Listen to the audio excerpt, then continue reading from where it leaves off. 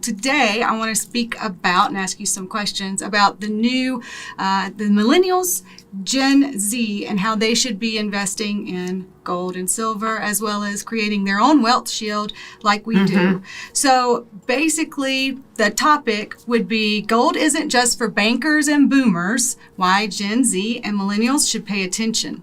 So, what are your thoughts on that? Because we are getting more and more phone calls and conversations. We're having more conversations with younger generations, which excites me because, oh my goodness, people are waking up, but sometimes they have some questions, right? So what are your thoughts on that? Well, I think that those younger generations are the generations that have grown up getting more comfortable with losing their privacy, and also with the technology. And, that is called perception management. I mean, quite honestly, they should teach you in grade school how money is created and supported. But if they were honest with you, you would go like, wait, money's created from debt? We don't have to really do anything because you and I and everybody out there, we have to work for our money. But central bankers, and governments, they just create debt. So I think it's critically important that any generation, whatever they are, really understands what money is and how it is created and supported. The reason why everybody needs to have a foundation in gold and silver is because physical. And this is key too, because you can't do it with ETFs, intangibles, right? Physical in your possession, because everything that we were told about, let's say, cryptocurrencies, right, that they go around the system. Well, I don't know. I think with Gary Gensler and what's going on with the SEC should be pretty apparent, if it wasn't up until that point, with all of the Wall Street products that have been developed around this, that it's truly not outside of the system. And it's also dependent upon the grid staying intact. And the grid is aging. And so we know that there are a lot of challenges around that. So, this is real money. Physical gold, physical silver is used in every single sector of the globe. So that's the other piece that's really important for people to understand, that it has the broadest base of functionality and the broadest base of buyer. And what I mean by that is it's used in the financial system, it's used in jewelry, it's used in art, it's used in electronics, it's used in medicine, it's used in space travel, and I could go on and on and on.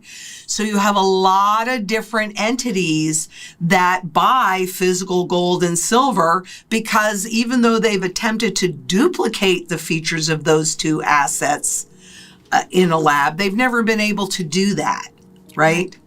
Whereas when you're looking at any intangible assets or instruments, stocks, bonds, cryptocurrencies, annuities, any of the other where they want you to think that you're diversified, those are all fiat money based. And fiat money is government money, by design created to disappear over time with inflation. Which is important, because let's think about this. That was one of the things that I wanted to bring up. Also, our millennials, Gen Z, which all other generations as well. Sometimes I hate putting people in those little groups, but this is, just looking backwards, so to speak, through history.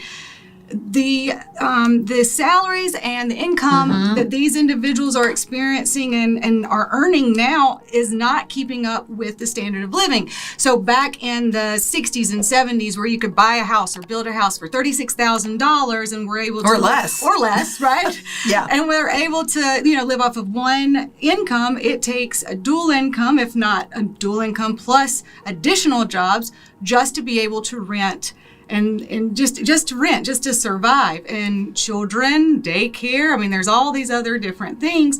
So it's it's just a struggle. And that's one of those circumstances that is because of the devaluation of the dollar. Absolutely. Right? I mean, absolutely. By design. By design. And that's the point that you need to keep hammering home. And yeah, you're absolutely right. I mean, my father was a developer and he built a really nice house. So 1971-ish, I remember my mother, they used to work out of the house, and I remember my mother going, he's a comer. He's a comer. He makes $12,000 a year. And this guy was an engineer at IBM. But the average wage then was about $9,500. And a family of four could live off of that one wage. So somebody making $12,000, that was substantially, more. But bring it to today, this is also, and not just in the US, this is actually creating a global crisis where people that are in that younger generation, I mean, in this country, we were sold the American dream. Okay, you work hard, you can achieve a lot, you can buy your own house, you can plan for retirement, you can educate your children, you can have a nice life. And now people are realizing that that's a lie. Yes. Right? And it's very hurtful. It's very, and it comes from me personally. I went through the 2008 crisis and I graduated with, I don't remember, I think it was $40,000 in student loan debt. I didn't need to take it out. I didn't want to take it out. But when you go through and you go to college, you're like, okay, come to this line right here. This is good debt. This is great debt. You're going to pay it back at this very minimal rate. 2008 hit. Then I lost my job at the time. And at that point, you have to put it on hold. Well, that's just pushing it down the road and it's accumulating interest. And that's what these individuals are dealing with at this point too, because it's a sales, and it increases the education costs too, which is ridiculous. Yes. And there's a couple good points in there because the government started guaranteeing student loans in the early 90s. Right? Wow. And if you go on the Federal Reserve Education Department website, the FRED, you can put it in there and you'll see how it just looks like a hockey stick. And that happens 100% of the time when the government decides to guarantee something, then it gets abused. When I went to the U of A, my tuition was $2,500 a year. I don't know what it is now.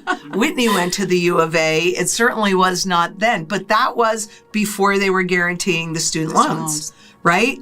So, the cost of a college education, you're 100% correct. It is a sales pitch. Yes. And now all of those student loans that had been put on deferment for the last 3 years, guess what? They're coming due again. And the cost of everything is a whole lot more.